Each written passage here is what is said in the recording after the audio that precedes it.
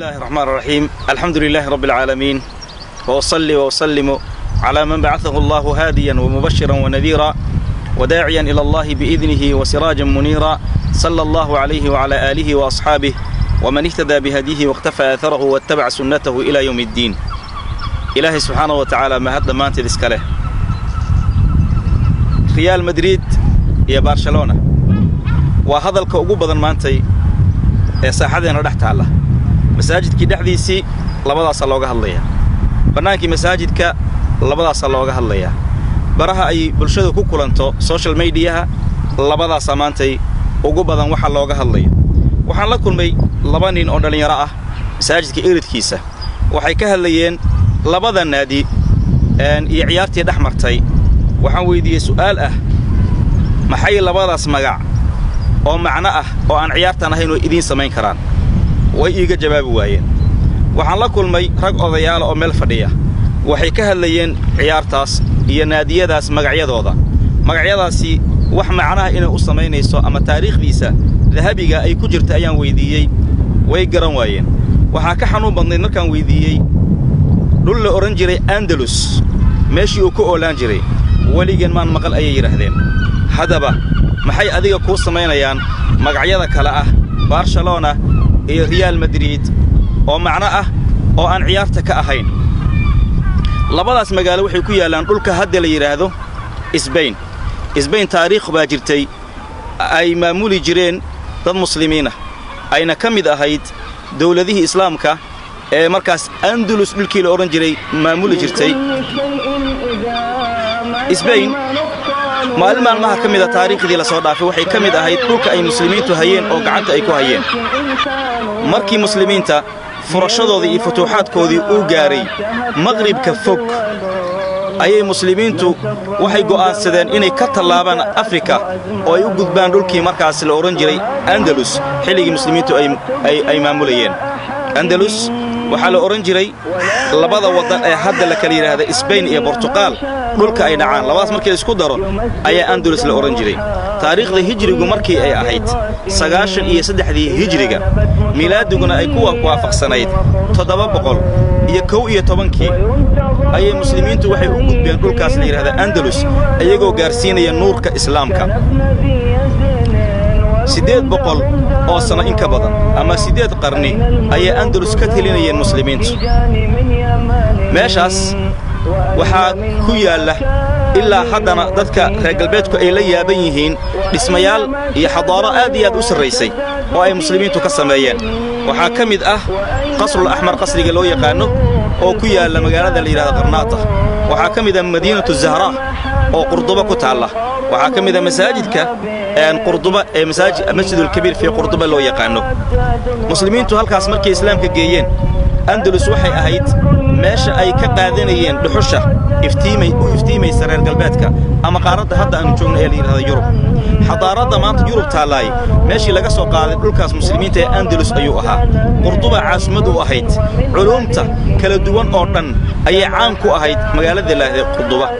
sidoo kale boqorada ka taliya Yurub ilmahooda iyo dadka ahalkooda waxay u diri jireen Qurduba si ay wax uga soo bartaan.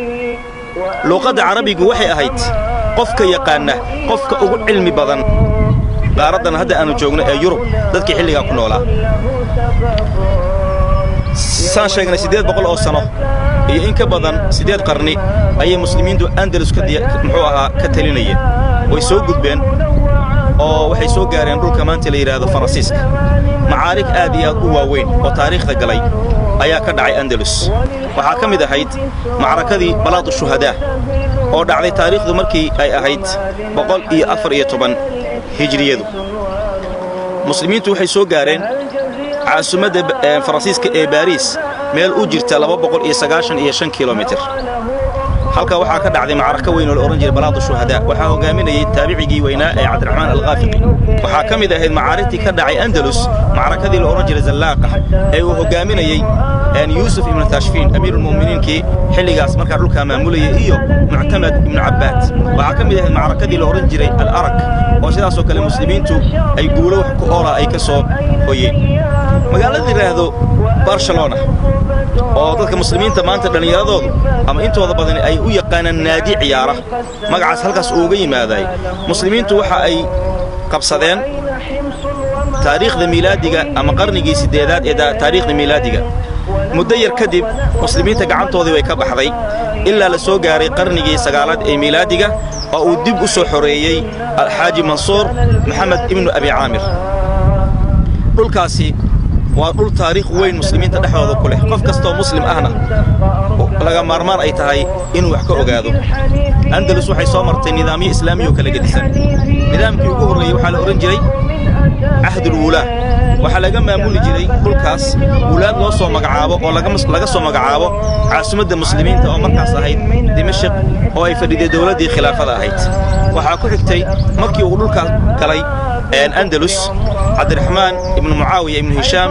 عبد الرحمن الداخل أما صغر قريش هل كاسنا وكا أساسي الدولة الأموية دولة الأموية وحي سكوبة دا شيء الخلافة الأموية خلافة أموية مركز ماشا كدعد واحد دلطي دولة دي لورنجري الدولة العامرية أو هي دولة آدي وحوق بدن أندلسنا أي صومرين دولة أيضا لم يدعه جارتينه دولة داسمال أي سنجارين دولة إسلامي أو أيضا كوريسي أي مد أيضا كدن بيسيبه دولة داسي مركز بربرتي وحا كحيجي عهدي حنون كعبارسنا إلو يقاني عهد الملوك الطوائف هذا ربط الملوك الطوائف عهد جوذا يحل جوذا إنها تفهمتيد وحد يبوا أكتا قفك الصومالي أهو صومالي سيدا هذا أيتهاي وحد لو يقان فدرالك أما الدولة قبلات يده مسلمين تي دولة داس الدولة عامرية مركب بربرتي كذب وحيسكون بدلين دولة قبلات آذيات وير مدول بانا وحلقة حكومي أو مركز أي هوست جيسي بارنا كقاضيسي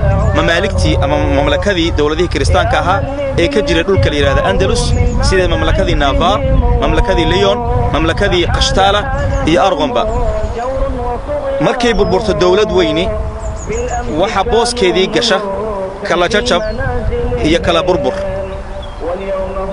دولة دهاس خير قلبات كأ أما ممالكتاس كجري أندلس مركب هروي كلا جوجونايا وحنا كلا حكومي دad isku faamil ah oo aad isugu dhow islaamkana way ka adkaan waayeen laakiin maxay markii dambe islaamka uga adkaadeen ina iyagiina midoobeen dawladihii muslimiinta ahaana ay ka dhigeen dawlado kala go'an ilaa dhulkii Andalus oo ay ka talinaysa hal dawlad ay markii dambe noqoto 23 dawladood oo marka loo yaqaan muluk at-tawaif qaarkood ay ka talinayaan hal magaalo oo aad iyo aad u yar idan waxa laga maarmaanay inaad ogaatid Barcelona iyo Madrid inaysan ku koobnayn kaliya labada naadi marka aad adigu muslim tahay laakiin ay ku leeyihiin taariikh aad iyo aad u dheer taariikh ay mudan tahay inaad baratid taariikh ay mudan tahay inaad kicibra qaadatid taariikh ay mudan tahay in aad daraasaysid wajazakumullahu khayr ولا يدوم على حال لها شان